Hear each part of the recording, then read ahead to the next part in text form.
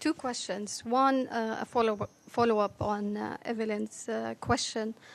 This is not the first airstrike attack by the Saudi-led coalition in Yemen against civilians and buses. So I wonder what is the UN position on the repeated laws of war violations in Yemen when it comes to the collateral damage and attacking civilians.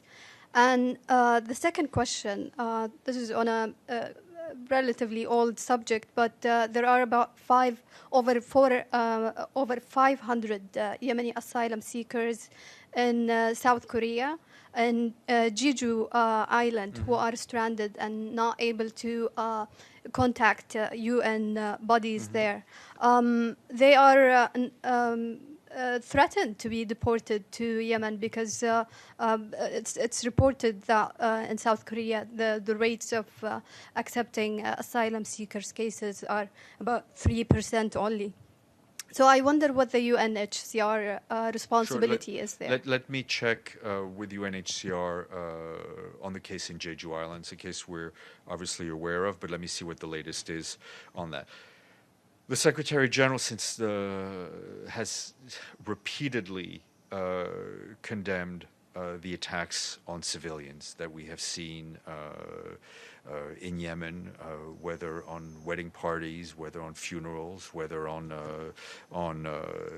minibuses. We've seen also the targeting of civilian infrastructure through missiles fired from Yemen into Saudi Arabia. There is no excuse for the killing of civilians. There's no excuse for civilians continuing to die and to be maimed in Yemen.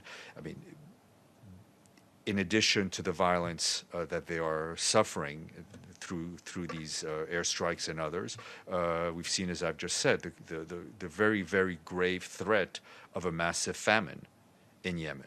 I think all this, as if we needed a reminder, should remind all the parties to come to the table, to work with the special envoy, who is continuing his efforts on the parameters for consultations and confidence-building measures.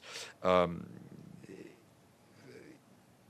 people of Yemen, who were already in a very precarious state before this conflict started, deserve a political solution, and they deserve a halt to the fighting.